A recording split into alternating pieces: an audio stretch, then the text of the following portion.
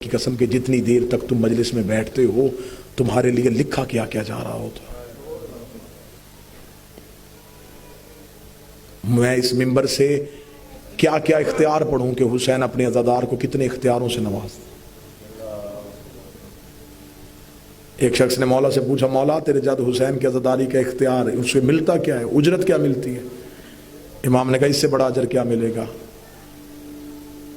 کہ وہ جب قیامت والے دن اٹھے گا تو اپنی مرضی کے 70 گناہگاروں کو جنت میں لے کے جائے گا. اس نے کہا مولا اس کے علاوہ کیا اجر ملتا ہے؟ مولا نے فرمایا اس کے علاوہ اجر یہ ملتا ہے جب اس کی پہلی رات قبر میں آتی ہے اس کے گرد کی 40 قبروں سے عذاب اٹھا لیا جاتا ہے. جب 40 قبروں سے عذاب اٹھا لیا جاتا ہے، جن قبروں میں عذاب ہو رہا ہوتا ہے، وہ مرنے والے فرشتوں سے پوچھتے ہیں ہماری کو نیکی کام آئی ہے؟ وہ کہتے کوئی نیکی نہیں آئی. پھر عذاب کیوں ختم ہوا؟ وہ کہتے ہیں شکر کر تیرے قبرستان میں حسین کا عزادار آ گیا. اب اگلی سطر کہوں گا تو عقیدے اور مضبوط ہوں گے. وہ صاحبان قبر کہتے ہیں وہ اپنی قبر میں آیا، عذاب ہماری قبروں سے اٹھ گیا. وہ دیکھا دے آج اس کی قبر پہ پہلی رات ہے، آج اس کی قبر پہ رونے حسین کی ماں آ رہی ہے. آواز پروردگار آ گئی ہے، فرشتوں کو واپس بلاؤ، آج زہرا آ رہی ہے. نور کی ہماری اس عزادار کی قبر پہ اترتی ہے. شہزادی رو کے کہتی ہے تو دنیا میں پوچھا کرتا تھا کہ حسین کی مجلس کہاں ہو رہی ہے. تو نے دنیا میں حسین کو تنہا نہیں چھوڑا، میں تجھے قبر کی رات تنہا نہیں چھوڑوں گی. قبر کے اندر امیر المومنین ہیں، قبر کے باہر شہزادی کونین ہیں. بی بی کہتی ہے میرے اللہ میں تب تک قبر سے اٹھوں گی نہیں جب تک میں اس کی بخشش نہیں چاہتی. میرے اللہ اس قبر کے اندر وہی ہے، کوٹری میں تنگ و تریک کمرے میں وہی ہے جو میرے حسین کو بھولتا نہیں تھا. میرے اللہ میں اس کے احسان کا بدلہ دینے آئی ہوں، میں اسے تنہا نہیں چھوڑوں گی. کتنی بڑی فضیلت ہے کہ روتے تم ہو، تمہاری رخسار پہ آنسو نہیں جاتا، زہرا کے رومال پہ جاتا. مصر کا ایک شیعہ تھا، ہر سال اپنے گھر میں عزاداری کرواتا تھا. میں تمہیں عزاداری کی اہمیت بتا دوں کتنی ہے. ہر سال اپنے گھر میں عزاداری کرواتا، امیر تھا. ایک سال ایسا آیا کہ اتنا غریب ہو گیا کہ گھر کے برتن بھی بک گئے، کچھ نہ بچا حسین کی عزاداری کروانے کے لیے.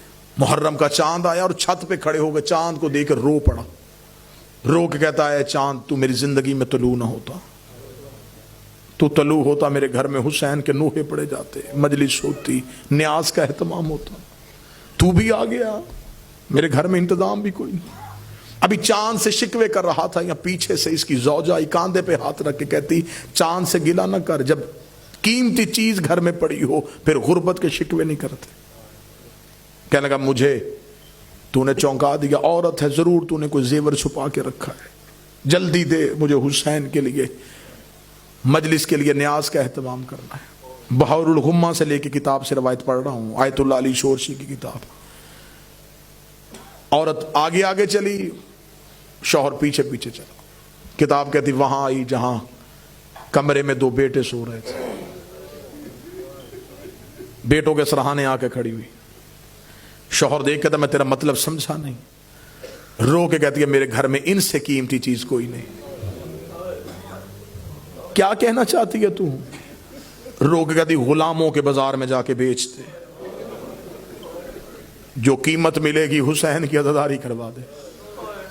تڑپ کے کہنے لگا تو ماں ہو کے کہہ رہی ہے بیٹے بیچ دوں؟ رو کے کہتی سچ بتا تو نے مانگے کس سے تھے؟ کہنے لگا حسین ابن علی سے. یہ جو آتے ہو نا حسین کے گھروں میں تمہیں اجر بتانے لگا ہوں،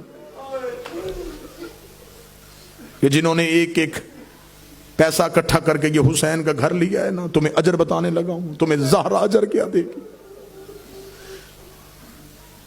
غلاموں کے بازار میں جا کے بیچتے. کہنے لگا بچے ہیں. ماں رو کے کہتی ہے اصغر سے پیارے تو نہیں، اکبر سے پیارے تو نہیں. ماں نے بچے تیار کیے، باپ نے ساتھ لیے، بردہ فروشوں کے بازار میں چلا گیا جہاں غلام بکتے تھے. سارا دن آوازیں دیتا رہا غلام لے لو، غلام لے لو، غلام لے لو، غلام لے لو. شام ہو گئی، خریدار نہ آیا. شام کو تھک کے بیٹھ کے سر پہ ہاتھ رکھا تھا بی بی تیری اولاد کا مقدر، بی بی میں تو اب بیٹے بھی لے کے آ گیا ہوں. بی بی شاید تو میری عزاداری چاہتی نہیں ہے، ابھی یہ باتیں کر رہا تھا، یہاں بازار میں کوئی گھوڑے سوار آیا، اس کے قریب آگے گھوڑا سوار رکا، چہرے پہ نقاب تھا، آواز آئی غلام بیچے گا؟ بیچوں گا۔ کیا قیمت لے گا؟ دیکھے کہنے لگا کوئی کائنات بھی دیتا میں بال بھی توڑ کے نہ دیتا، میں نے منتوں سے مانگے تھے، بس مجھے اتنے دے دے کہ 10 دن میرے گھر میں حسین کی نیاز بن سکے۔ اتنا کہنا تھا، گھوڑا سوار کی آواز ہے، وہ سامنے گھوڑے کی کوچ میں دینار ہے، وہ اٹھا، بیٹے میرے ساتھ بٹھا دے۔ یہ دیکھیں گے گھوڑا سوار، میں تو اسے قرضہ نہیں مانگ رہا، میں بیٹے بیچ رہا ہوں، اتنی بھی کیا امیری کہ تم مجھے قیمت بھی اٹھا کے نہیں دے رہا۔ گھوڑا سوار کی آواز آئی، میرے ہاتھ ہوتے میں تیرے بیٹے ہاتھوں سے اٹھاتا، میرے بازو ہوتے میں تیرے لال ہاتھوں پہ اٹھا کے لے کے جاتا، میرے ہاتھ نہیں ہے، میرے بازو نہیں ہے، اپنے بچے میرے گھوڑے پہ سوار کروا۔ اس نے بیٹے گھوڑے پہ بٹھائے، گھوڑا سوار نے سینے کا سہارا دے کے بچوں کو گھوڑا دوڑا دی، دیناروں کی پوٹلی لے کے گھر واپس آئے، دروازے پہ ماں کھڑی تھی، خالی ہاتھ آتے دیکھا، دہلیز پہ بیٹھ گئی، رو کے کہتی بک گئے؟ بک گئے۔ کہتی تو باپ ہے میں ماں ہوں، رونا نہ، حسین کی عزاداری کے دن ہے، ہم نے حسین کو رونا ہے۔ جامع مصر کی جامع مسجد میں جا کے اعلان کروا میرے گھر میں حسین کی مجلس ہے۔ لوگ آنا شروع ہو گئے، مجلس تمام ہو گئی، لوگ اپنے گھروں کو چلے گئے، ماں اکیلی رہ گئی، باپ تنہا رہ گیا، ماں دیواریں دیکھ رہی تھی، باپ چھت دیکھ رہا تھا۔ آدھی رات کو زوجہ اپنے بستر سے اٹھی، شوہر کے قدموں میں آ کے بیٹھی، رو کے کہتی اپنے فیصلے پہ شرمندہ نہیں ہوں، ندامت نہیں ہے مجھے، لیکن صرف اتنا پوچھنے آئی ہوں، آخر ماں ہے، مجھے بتا کس کے ہاتھ بیچ کے آیا ہے؟ یہ دیکھے کہنے لگا میں نے چہرہ نہیں دیکھا، چہرے پہ نقاب تھا، بازو اس کے تھے کوئی نہیں، شکل سے کوئی امیر لگتا تھا، بیٹے ساتھ لے کے چلا گیا۔ ابھی ماں یہ باتیں کر رہی تھی، دروازے پہ دستک ہوئی، ماں دوڑ کے گئی، اس نے دروازہ کھولا، باہر ایک کالے برقعے والی بی بی دونوں بچوں کے ہاتھ پکڑ کے کھڑی ہے۔ یہ جلدی سے مومنہ قدموں میں گر گئی، رو کے کہتی بی بی ان سے کوئی غلطی ہوئی میں معافی مانگتی ہوں، بی بی نے نوکری کرنے کا طریقہ نہیں آتا، بی بی مجھ سے قیمت واپس نہ مانگنا۔ اس بی بی کی آواز آئی ہم بیٹے دیتے ہیں لیتے نہیں ہے۔ رو کے کہتی تو جو گلیوں میں بیٹے دے رہی ہے تو کون ہے؟ آواز آئی تیرے گھر میں کس کی مجلس تھی؟ فرمایا حسین ابن علی کی۔ آواز آئی وہ تیرا کیا لگتا ہے؟ رو کے کہتی میرا تو مولا ہے۔ اس بی بی کی آواز آئی تو میرے بیٹے کو رو رہی تھی، میں ساری رات سے تیرے بیٹے اپنی گود میں اٹھا کے رو رو کے کہہ رہی ہوں اور میرے حسین کا صدقہ